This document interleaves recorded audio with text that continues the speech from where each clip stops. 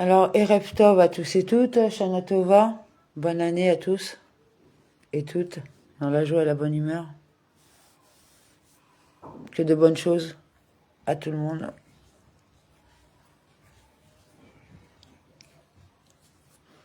On va commencer par le Tanya.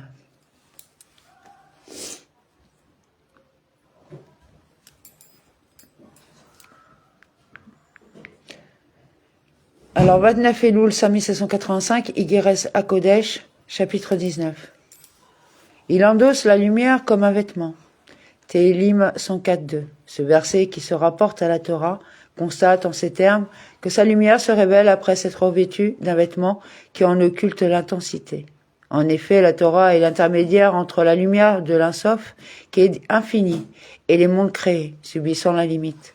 C'est donc pour pouvoir assumer ce rôle d'intermédiaire que la Torah doit être à la fois une lumière infinie, par sa dimension profonde, et un vêtement fini, par son aspect révélé. Par la suite, la présente lettre ne revient pas sur les termes de ce verset et elle n'en explique pas le sens. Il semble néanmoins que l'on puisse le comprendre d'après une interprétation qui en est donnée par Sema Sedek, selon laquelle c'est la partie superficielle de la tribu d'Orma, à propos de laquelle il est dit « Les récits de la sagesse céleste sont la Torah », qui en constitue le vêtement, c'est-à-dire l'aspect extérieur de la Torah, son enseignement révélé. En revanche, la dimension profonde de Orma Abba, le Père, correspond aux raisons de la Torah, qui n'ont pas été révélées et en constituent le secret. Cette révélation sera obtenue dans le monde futur, quand la lumière s'introduisant en ce vêtement se révélera telle qu'elle est réellement. Pour autant, il est possible d'ores et déjà d'en avoir un aperçu en cette période de talon du Mashiach.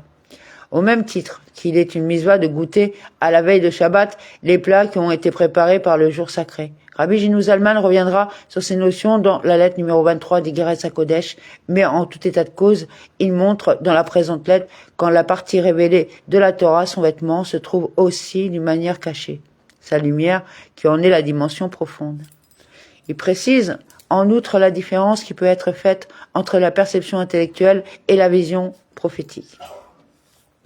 Or, dans le Likutei Torah du Harizal, à la paracha Kitissa et à la paracha Vaikra, il est écrit que la perception de Moshe, notre maître, puisse-t-il reposer en paix, n'atteignait pas la dimension profonde de la sagesse suprême Orma, qui est appelée Abba, le Père, du monde d'Atsilut.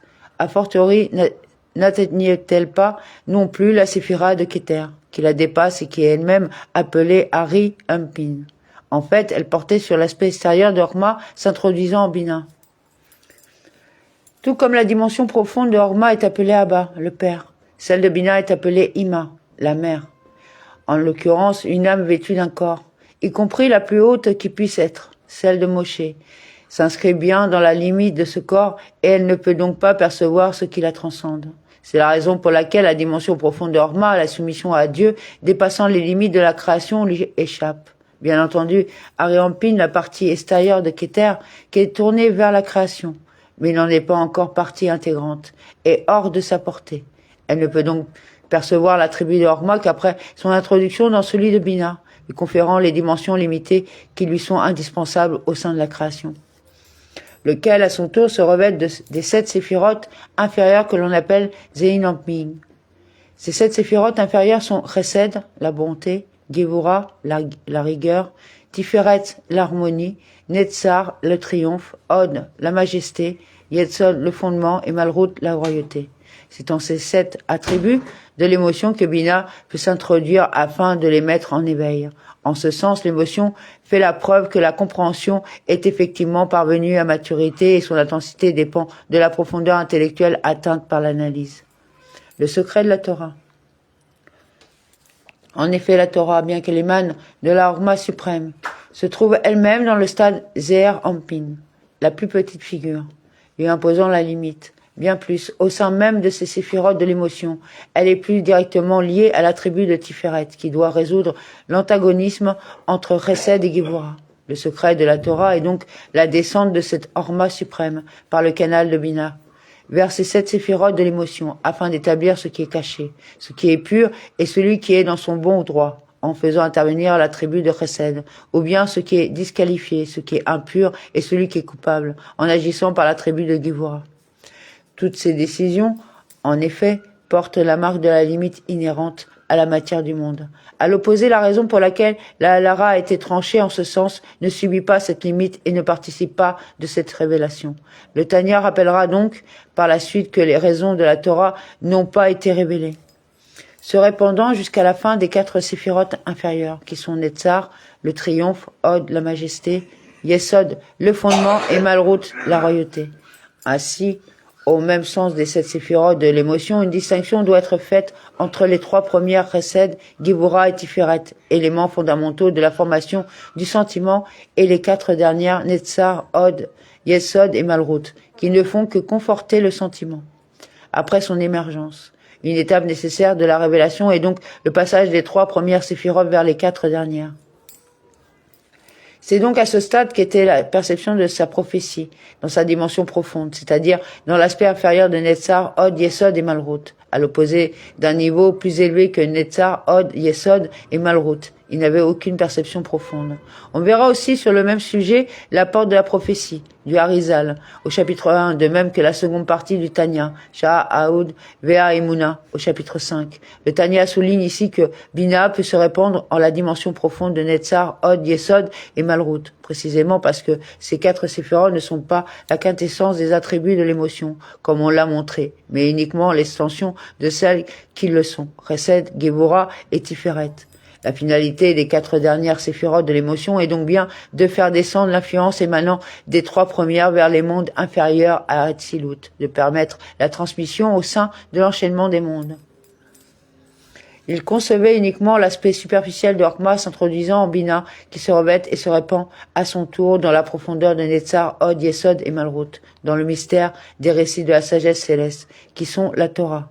Selon l'expression de Midrash Bereshit Rabbah, chapitre 17 au paragraphe 7, qui souligne de cette façon que nous ne disposons pas ici-bas de la quintessence de la Torah, telle qu'en est elle-même, mais uniquement de son reflet, comme si l'on en faisait le récit sans avoir devant les yeux l'objet de ce récit. En effet, la révélation de la Torah au sein de l'enchaînement des mondes porte uniquement sur l'aspect superficiel de Horkhma, qui est en mesure de descendre dans les parties inférieures des séphirotes Netzar, Hod, Yesod et Malrout, afin d'y prendre l'apparence matérielle qu'on lui connaît ici-bas.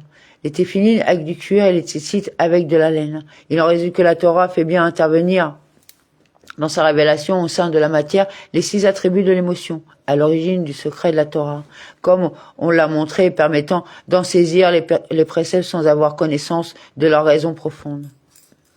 C'est-à-dire dans le niveau de Zé Amping, ainsi qu'il est écrit, « Tu me verras par derrière, Aroraï, mais ma face, Panaï, ne pourra pas être vue. » Shemot 33-23. C'est par ces mots que le Saint béni soit-il s'adresse à Moshe, notre maître, afin de lui signifier qu'il percevrait uniquement la dimension superficielle de la Horkhma suprême, mais non sa partie profonde. En effet, Aoraï signifie à la fois par derrière moi et la partie superficielle de moi-même. De même, Panaï veut dire ma face, mais aussi la dimension profonde de moi-même. On consultera cette référence de même que le chapitre 1 de la porte de la prophétie. Or, il y a là, en apparence, une affirmation surprenante. Il est dit que aucun prophète n'est revenu en Israël qui soit comparable à Moshe. Devarim 34-10. On verra à ce propos le Rambam dans ses lois des fondements de la Torah, chapitre 7 au paragraphe 6, qui dit « Tout comme un homme n'est pas effrayé et en entendant les propos de son ami Moshe avec la force de comprendre les paroles de la prophétie en restant lui-même. » Les autres prophètes ne pouvaient pas prophétiser quand ils le voulaient, alors que Moshe, chaque fois qu'il le désirait, s'emplissait d'inspiration sacrée et la prophétie se révélait à lui. On verra aussi le Guide des égarés, tome 2, au chapitre 35. Nos sages soulignent à ce propos que la prophétie de Moshe était introduite par Zé. Voici, terme que l'on emploie pour ce qui peut être désigné du doigt et dont on a une vision précise, alors que celle des autres prophètes commençait par Ko. Ainsi, terme indiquant l'approximation et la vision imprécise. Comment donc le Harizal a-t-il pu avoir une perception supérieure à la sienne? Et comment a-t-il développé de nombreuses explications de la dimension profonde? En effet, c'est le Harizal lui-même qui explique dans ses écrits précédemment, cité que la prophétie de Moshe, notre maître, n'atteignait pas la dimension profonde de Horkhma d'Atsilut, mais se limitait uniquement à sa partie superficielle, révélée à travers les attributs inférieurs. Or, pour formuler une telle affirmation, il fallait qu'il ait lui-même, la perception de tous ces niveaux. Il en résulte que le Harizal aurait compris lui-même ce qui échappait à Moshe, y compris à propos des séphirotes et de différents niveaux qui transcendent Orma et Keter d'Atsilut. C'est ainsi que le Ritva, commentant le traité Souka 28a, dit que les prophètes n'ont jamais vu le char céleste et sacré.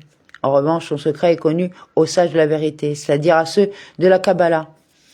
Plus précisément, on distingue le char de Bria, à l'origine des créatures de ce monde et des mondes inférieurs. Le char d'Atsilut, qui dépasse les précédents, est celui qui est plus haut que le monde d'Atsilut, transcendant la création. Or, c'est bien à ce dernier que le Ritva fait allusion ici, et c'est pour cela qu'il mentionne l'adjectif céleste. Il constate donc qu'aucune prophétie n'a jamais comporté une vision aussi élevée que la forme la plus haute du char, alors que les sages de la Kabbalah, pour leur part, sont effectivement en mesure de définir ce char céleste. Amen.